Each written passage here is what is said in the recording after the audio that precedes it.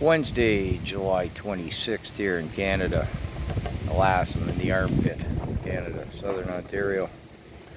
Anyways, what led me into this subject matter was I'm here in Brantford and I'm asking around. I want to find some tent cities here in Brantford, encampments if you will.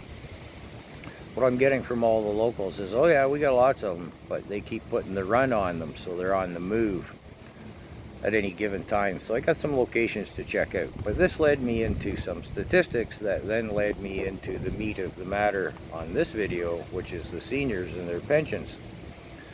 So the population of Brantford is approximately 100,000 people. Can't get a hard figure on that. 110,000. Cost of living in the city is $3,050 a month, Canadian of course, for a single who rents.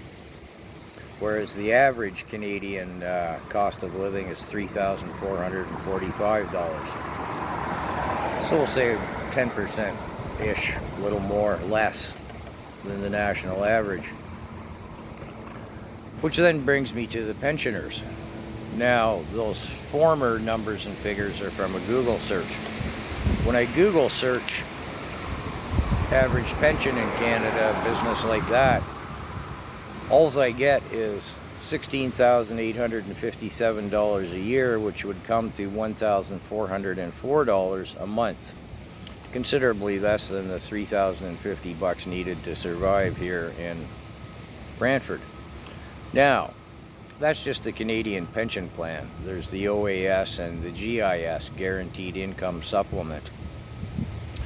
So, again, I can't find a government statistic on the average Canadian pension, but in talking to, let's say, 20 or 30 different pensioners over the last, well, considerable while, I should state pensioners are easy to talk to. They're willing to talk about Canadian politics, what their opinions are on it. They don't want to come on camera, so to speak, but they're very open about that subject matter, and they're very open about saying what they get a month.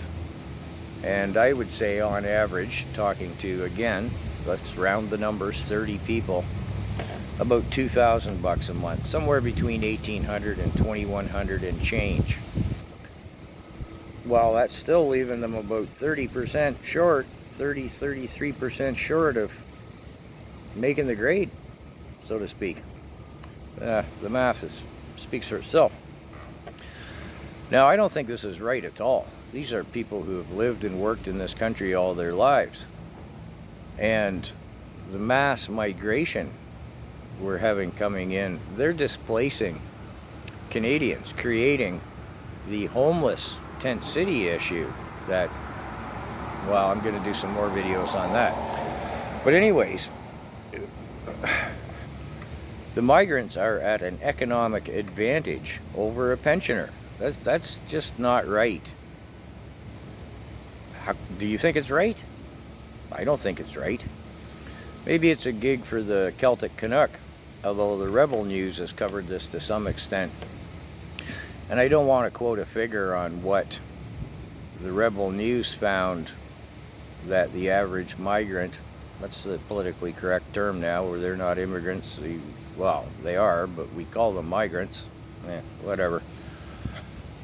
Anyways, the Rebel News has done some digging into what the average migrant costs our country, and it's more per month than a pensioner.